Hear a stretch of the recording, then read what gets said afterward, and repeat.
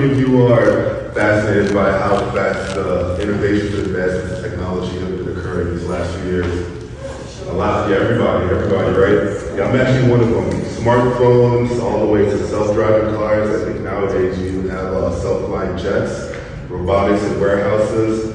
But one of the things that is also interesting to me and that I find very surprising is probably the lack of innovation when it comes to diagnostic testing in the healthcare space, right? So obviously with everybody advancing throughout the world, you would think healthcare would be one of those that keeps up with the times, right? But it's kind of not been the case. So a lot of our healthcare providers, a lot of our physicians may not necessarily knowingly be doing this, but they may be doing it, subconsciously, or they may not necessarily be aware of the control that some of the larger industries, some of the larger organizations, the grip that they have on technology within the healthcare space. So that being said, a lot of our tests when we go to the doctors, a lot of the times we get tested for pathogens like UTIs, nail fungus, wound care. A lot of times we're using technology that's from the 70s, from the 80s, but we're in the year 2023, right? How does that make sense?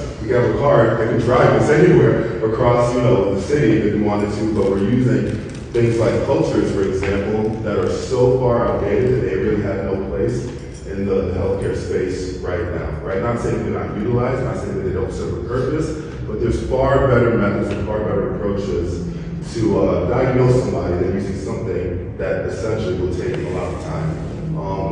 Quick trivia question for you guys. Who knows what those small circular discs are? It has an agar in it. Ultimately, you kind of use it for growing bacteria. Who knows what those are called? Petri dish. Yep, spot on, you got it. And when you use a Petri dish, what do you have to wait to happen when you use a Petri dish? What needs to happen for that to be an effective tool? Growth.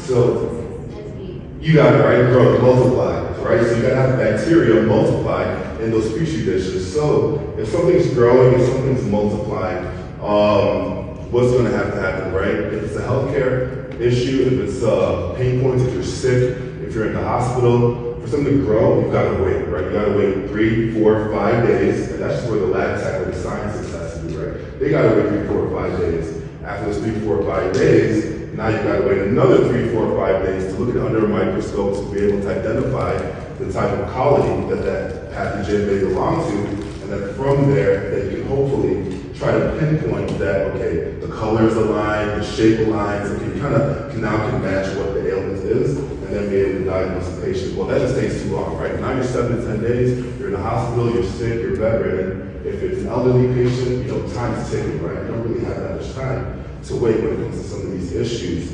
So, in more recent years, we've had an advancement in technology. It's molecular technology.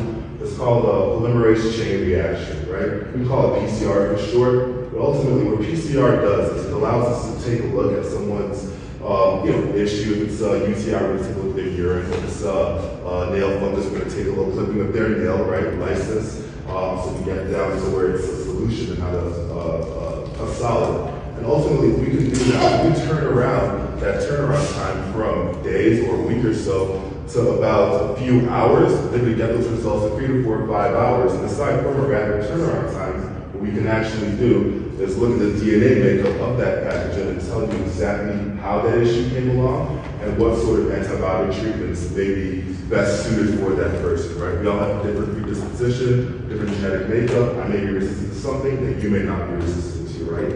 So for healthcare providers to ultimately improve their level of healthcare when treating patients, I think it's time for everybody to learn a new way, right? Adapt, innovate in the medical industry a lot more than we were even doing in the past. So that's where laboratories that are small independent laboratories like Meridian Diagnostics, for example, have a little bit of a competitive advantage as opposed to some of the larger organizations that are still utilizing old school technology from the 70s and 80s nowadays. So hope you guys share the knowledge of the physicians and just stay up to date with some of the medical innovations as well. Thank you so much.